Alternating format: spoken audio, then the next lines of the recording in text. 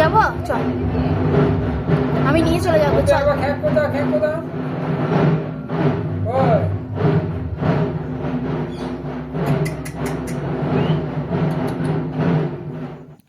সুন্দর টিয়া পাখির ভিডিও নিয়ে শুরু করলাম আজকের ব্লগটা। আর আজকের ব্লগটা শুরু করছি সপ্ত যোগা আশ্রম থেকে। তো এই আশ্রমটা হচ্ছে বীরভূমের কিন্নাহার যাওয়ার রাস্তায় পরে কোতল ঘোষা নামক একটা গ্রামের ভিতরে। তো এই আশ্রমটা দেখতে গেছিলাম আমরা কালী পুজোতে, কোতল ঘষা গেছিলাম, ঠিক কালী পুজোর পরের দিনেই আমরা এই আশ্রমটা দেখতে যাই। আর এই আশ্রমের এত সুন্দর সুন্দর দেওয়ালে মানে ছবিগুলোভাবে এত সুন্দরভাবে তোলা ছিল, এইটাকে ঠিক কী বলে জানি না, অনেকটা সিমেন্ট দিয়ে করা ছিল। যাই হোক, এতটাই ভালো লাগছিল কি বলবো। ওখানে যারা ছিলেন ওনারা বলছিলেন, খুলে দেবো কি দরজাটা, তোমরা কি ভিডিও নেবে? আমি বললাম না না, কোনো দরকার নেই, আর কষ্ট করতে হবে না। তো এটা ছিল বিশাল বড় একটা এরিয়া জুড়ে এই আশ্রমটা ছিল। এখানে মেনলি প্রত্যেক সপ্তাহে যোগ ব্যায়াম যেগুলো হয় এগুলো প্র্যাকটিস করানো হয়। ইভেন যাদের মানসিক ভারসাম্য হারিয়ে যায় তারাও এখানে থাকেন ট্রিটমেন্টের জন্য। তো আয়ুর্বেদিক যে ধরনের যে জিনিসগুলো হয় ওই ট্রিটমেন্টটাই আসলে এই আশ্রমটাতে চলে। আমি ঠিক যতটা জানি ততটাই বললাম। তো এই যে চারিদিকটা দেখছিলাম, আর রাস্তাটা এতটাই পিছল ছিল যে মানে হাঁটতেই ভয় করছিল। আর এই যে গোলাপটা দেখছো, গোলাপটা আমি তুলিনি, কিন্তু গোলাপটা ভীষণ সুন্দর লাগছিল তাই ক্যামেরাবন্দি করেছিলাম। তারপরে এই যে এইগুলো দেখছিলাম, আঙ্কেল দেখাচ্ছিল, বেশ ভালো লাগছিল। আঙ্কেল বলল ফরেনাররা এখানে এসে বেশ কয়েকদিন করে থাকেন আর এই সমস্ত জায়গাগুলো ওনারা ঘুরে ঘুরে দেখেন।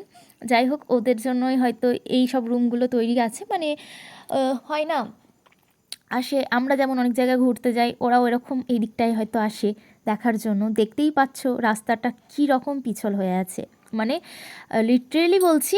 একটা আঙ্কেল কিছুক্ষণ আগেই, মানে আমি বেরোনোর এখান থেকে কিছুক্ষণ আগেই পড়ে গেছিলেন এখানে। তো দেখে ভীষণ মায়া লাগছিল। তো যাই হোক, তারপরে এই যে গাছগুলো দেখালাম, এই গাছগুলো হচ্ছে হলুদের গাছ। কি ভালো লাগছিল, কিন্তু তোলা যেহেতু মানা তাই হাত দিইনি। তুলবই বা কেন, ওনারা কষ্ট করে লাগিয়েছেন, কষ্ট করে সমস্ত কিছু করেছেন, আমরা তুলে কেন নষ্ট করব। আর এই যে তোমাদের জায়গাটা দেখালাম, ওই জায়গাটায় মানে যোগব্যায়ামগুলো হয়। আর এই বাঁশটাকে বলছে জাপানি বাঁশ। আমি কোনো দিন দেখিনি, ফার্স্ট টাইম দেখলাম যে বাঁশও এত সুন্দর হতে পারে। বাঁশ তো সারা জীবন খেয়েছি, তো এত সুন্দর যে বাঁশ হয় সেটা জানতাম না। এত সুন্দর বাঁশ হলে খেতে রাজি আছি। আর এই যে এই গাছটা কি তোমরা আমাকে বলবে। আমি তো জানি, না জানলে, তোমরা বলতে না পারলে লাস্টে আমি বলে দেব, কিন্তু তোমরা আগে আমায় জানাবে, আর না পারলে মেসেজ করবে, আমি জানাবো। তো এই যে আরও সুন্দর সুন্দর গাছ ছিল, তো এই সমস্ত গাছ টাছ দেখে তারপরে, আর এই যে এই গাছটার জন্য যেটা বললাম তোমরা বলবে, এই গাছটার এত সুন্দর স্মেল পাতাতে কি বলবো। আর এই যে সিজনের মানে বাতাবি ধরেছিল, সেগুলো এখনও পারিনি, ওখানে পাড়া বারণ, কিন্তু পড়ে গেলে তুমি নিতে পারো। আর এক গাছ ভর্তি বাতাবি চালতা এইসব দেখছিলাম, কি ভালোই না লাগছিল। গাছের মধ্যে ঝুলেছিল, মনে হচ্ছিল মানে হাত বাড়ালেই পেয়ে যেতাম, তো মনে হচ্ছিল পেরিয়ে ফেলি, কিন্তু যাই হোক পারিনি। তো তারপরে ওখান থেকে আমরা একটু ঘুরে ফিরে ওখানে একটু বসে ওখান থেকে বেরিয়ে গেছিলাম, কারণ তারপরে আমরা ঠাকুর দেখতে যাওয়ার প্ল্যান ছিল, কালী ঠাকুর দেখতে যাওয়ার। তো তারপর আর ওখানে দাঁড়াইনি।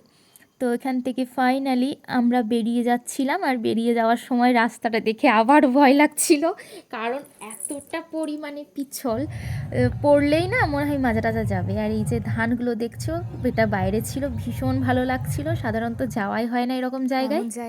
তো চলো আজকের ব্লগটা এটুকু পর্যন্তই। কেমন লাগলো অবশ্যই জানাবে, দেখা হবে নেক্সট ব্লগে। তো টাটা।